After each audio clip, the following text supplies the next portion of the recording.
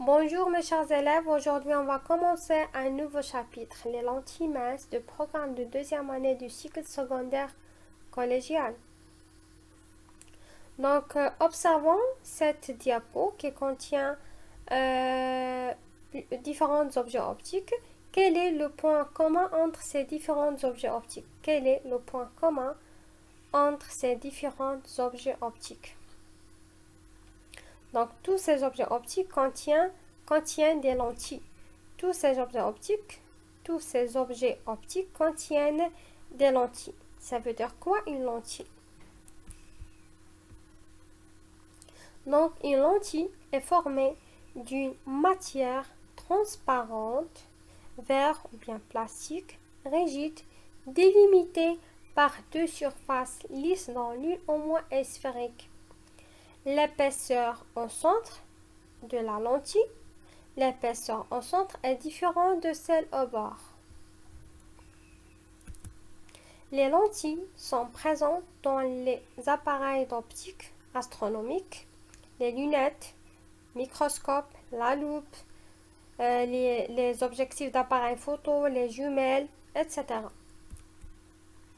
Pour traiter ce chapitre, on va étudier trois activités différentes. La première activité, donc voir page 128 de l'archipel, on va comparer pour chaque lentille les épaisseurs au centre et au bord. Donc, le bord de cette lentille, plus mince que le centre. Le bord de cette lentille, plus mince que le centre. Le bord de cette lentille, plus mince que le centre. Par contre, cette lentille, le centre qui est le plus mince que le bord. Le centre, plus mince que le bord. Le centre de cette lentille, plus mince que le bord. Pour cela, on va regrouper ces lentilles en deux catégories. Catégorie A et catégorie B. Dans la catégorie A, les lentilles ont le bord plus mince que le centre. Et dans les lentilles de catégorie B, donc les lentilles ont le centre plus mince que le bord. Dans la deuxième activité, observation d'un objet à travers la lentille. Donc voir l'archipel 128. On va poser la lentille sur cette écriture. Donc la lentille de catégorie A et dans l'autre image, la lentille de catégorie B. Donc dans cette image, la lentille grossit l'écriture. Et dans cette image, la lentille réduit l'écriture. Et si la lentille grossit l'écriture, et ici la lentille réduit l'écriture. Dans la troisième activité, la déviation des faisceaux de rayons parallèles, voir l'archipel page 129. Donc voilà, lorsqu'on utilise une lentille de catégorie 1, les rayons parallèles de lumière convergent en un point. Et lorsqu'on utilise une lentille de catégorie B, les rayons parallèles de lumière se divergent. Donc, comme vous voyez dans cette vidéo,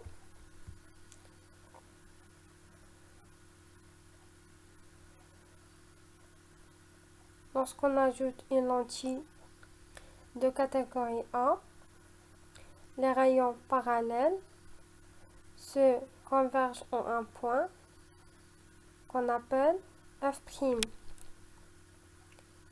le foyer image. F', c'est le foyer image de la lentille.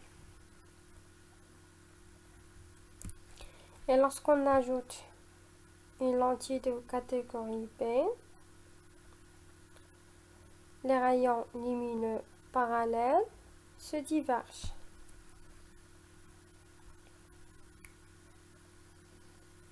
Donc, on note toutes ces observations dans ce tableau. Donc, concernant l'épaisseur, lentilles de catégorie A ont le bord plus mince que le centre. Par contre, les lentilles de catégorie B ont le centre plus mince que le bord.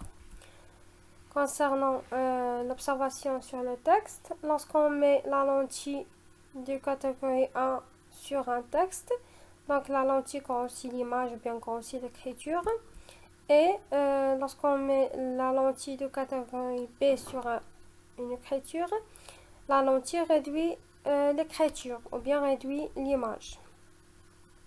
Concernant la déviation des faisceaux, lorsqu'on un faisceau de rayon parallèle de lumière, donc le faisceau de rayon parallèle de lumière converge en un point lorsqu'on utilise une lentille de catégorie 1, et par contre le faisceau de rayon parallèle de lumière diverge lorsqu'on utilise une lentille de catégorie B. Donc voilà une conclusion générale. Les lentilles à bord mince, ce sont les lentilles de catégorie A, sont convergentes car ils font converger les faisceaux de lumière parallèles.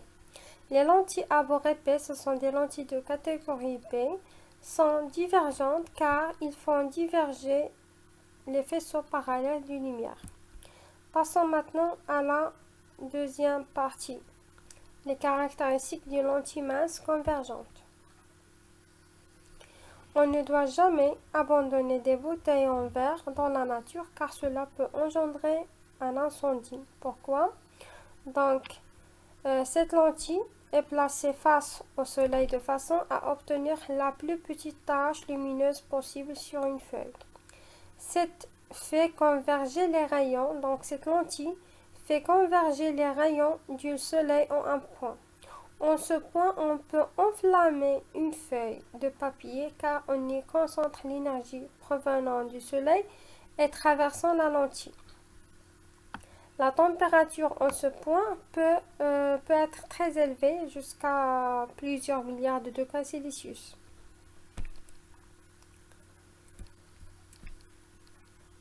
Donc,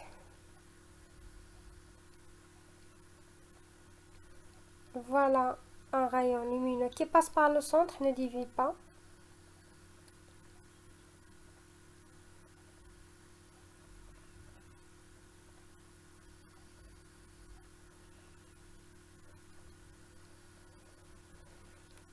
Donc, comme vous voyez dans cette partie, le rayon qui passe par le centre ne dévie pas. Par contre, les autres rayons se convergent en un point qui s'appelle le foyer image.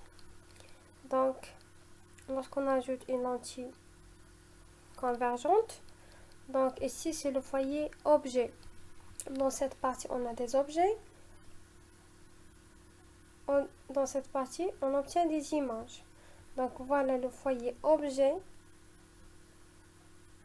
Et lorsque les rayons parallèles se convergent en un point ici, s'appelle le foyer image. Donc voilà le foyer image. Et la distance entre le point O et le point F, le point O c'est le centre de la lentille. O c'est le centre.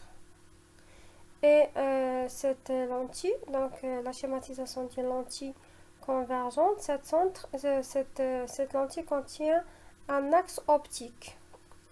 C'est un axe de symétrie, un axe optique, et obtient aussi un point ou bien un centre optique. Donc c'est l'axe optique, c'est le centre optique, et le point d'intersection des rayons s'appelle le foyer image. C'est le point F'.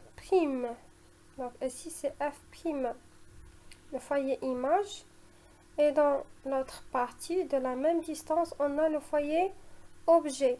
La distance entre O, le centre optique, et le foyer image s'appelle la distance focale. Donc voilà la distance focale, c'est la distance entre le centre optique et le foyer image.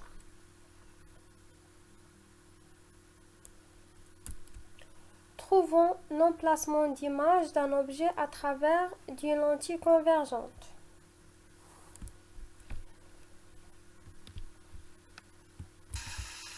Dans cette partie, on va voir comment obtenir avec une lentille convergente l'image nette d'un objet sur un écran. Dans cette activité, on a les matériels suivants: une source de lumière, une lentille convergente de distance focale 10 cm, une règle graduée, un écran et un objet. Dans la première manipulation, on va placer l'objet devant la source lumineuse et on va déplacer la lentille pour obtenir une image nette de l'objet sur l'écran.